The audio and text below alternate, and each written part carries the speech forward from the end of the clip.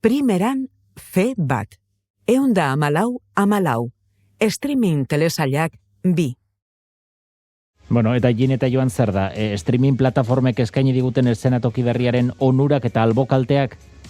Bai, batetik onurak, sektorean lan egiten dutenentzat, lan aukera berriak. Hainbat zinegile eta gidoilarien lana duindu duela. Lan gehiago dago eta hobeto ordaindua. Proiektuak aurrera ateratzeko askotan errestasun gehiago daukazu. Prozesua askoz gehiago luzatzen da. Arlo tradizionalean, plataformen sektorean baino.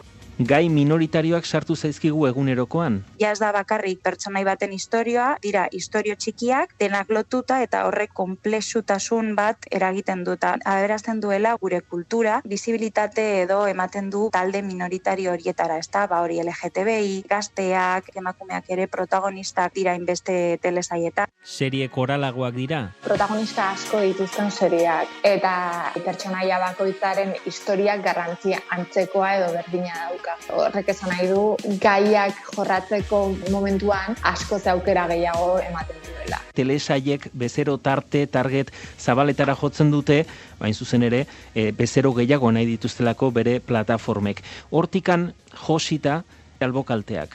Beste gauza batzuk zapaldu dituela, ezta? Arrasatu egin du pixka bat, diversitate kulturalari agian ez dio onik egin, Hori Katixagirre, Koldo Almandozek, Kriterio eza eta aukera guztiak klik batetara izatea, ez? Eta horrek ekartzen duen desbalorizazioa. Hori musikan oso ondo ikusi dugu, musikak galdu duen balioa, eta nik uste ikusentzunezkoak ere bihurtzen ari dira kontsumo gai bat, kultura gai baten ordez. Eta Ainhoa Marzolek? Bihurtu dira gure bizitzako zati handi bat, kulturalki behintzat, 21. mendeko kultura zutabe nagusia. Horri gehitu berzaio orain produktuen klonifikazio bat. Nolabaiteko tontorra aspaldi josela kalitateari dagokionez, ez? Eta ordutik, pizkate formulak errepikatzen ari dira.